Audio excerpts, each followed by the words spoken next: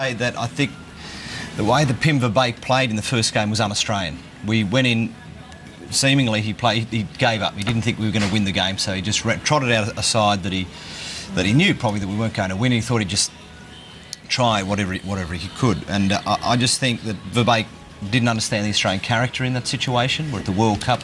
We should have perhaps played with what we had originally. Go for broke is the term. Go for broke. Or even if like a 1-0 loss would have got us through against Germany. Unfortunately, a 4-0 loss was something that it's a bitter pill to take. Yep. That we're knocked out, even though we finished on the same points as Ghana. Ghana go through, and we could have easily beaten Ghana if Luke Wilkshire had slotted home the little goal there. But I just think it was un-Australian the way that they played in that first game, and it's come back to bite us. There's been some criticism of the Socceroos that basically they're a pack of whingers. Do you think that's justified at all? Well, unfortunately, there is a reputation for the Aussies that we are a physical team. Now, OK, maybe in the 70s and the 80s when the likes of Paul Wade played, we were very physical, which it shows if we couldn't keep up with the rest of the world, we'd try and pull them back, or we'd try and slide it in tackles. We're not like that anymore. Technically, we're getting better. Oh, yes. But unfortunately, the coaches from the other teams, and the game we played against New Zealand leading into the World Cup, we were very physical, and there were some pretty harsh tackles that the rest of the world saw, and they said, oh, yeah, the Aussies, very physical. They're still a very physical side. So our reputation had preceded us into the World Cup, and that's when you saw these red cards come. There are a lot of challenges today, Luke, don't you think, that might have gone either way? There are probably a lot of challenges in the Ghana-Germany game that went, say, Germany's way, which would have gone against us. Yeah, I thought the Italian referee Roberto Rossetti, as much as I did think he got the Harry Kewell red card right, there were so many 50-50 calls in that game that went against Australia, and the Uruguayan official this morning was the same. There were a lot of fouls that you saw, and instantly you went, OK, that's a free kick to Australia. And somehow he had his arm the other way. The Socceroos didn't really get many of those 50-50 calls, which was disappointing.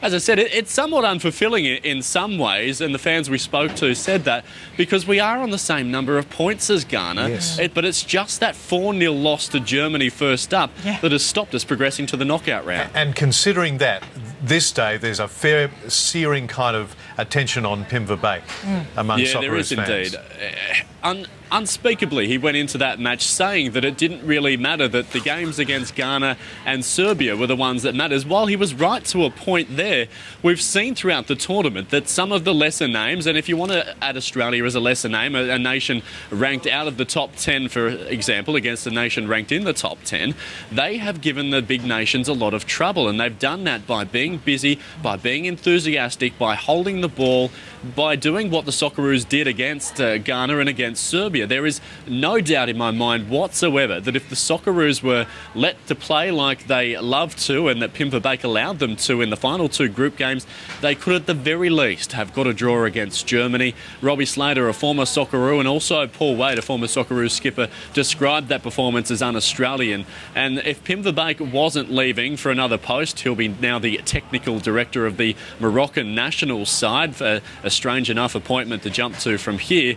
You have to think that there'd be some serious questions being asked as to why he basically led us out there to the slaughter. Too right. Yeah, that's a very interesting point. And also, Luke, that's a situation, isn't it? Because we had such a shellacking from Germany at the very beginning. We were always out of the box seat from then onwards, wasn't it? So what do you think was the psychological effect on the Socceroos of that, knowing the huge hurdles that they had to face? Look, I know, you know, Lucas Neal was very optimistic and appealing for optimism, but, you know, it's a tough ask. Yeah. It was always going to be a huge ask, guys. And Pim Verbeek said after the Germany game, he was almost smirking in the fact that he was waiting, in his words, for a typical Australian reaction. Now, our former coach, Guus Hiddink, who took us to the last World Cup, was the master of mind games. His first thing that he did when he came into Socceroos camp was take the biggest name in the Socceroos side at that time, Harry Kewell, and said, OK, Harry, you can go and sit on the bench. He made egos non-existent, and that's what Pim Verbeek seemed to be doing. He said in training he wasn't impressed with Kewell, wasn't impressed with Mark Bresciano, but when they did let them loose in the last two games, they performed like world beaters. So whether he was just waiting for them to perform greater because they had their egos bruised, we'll never know. But tell you what, that point against Germany would be clinging to that absolutely this morning. Yeah, plenty of questions going to be asked, that's for sure. Luke, thank you. Thanks, guys.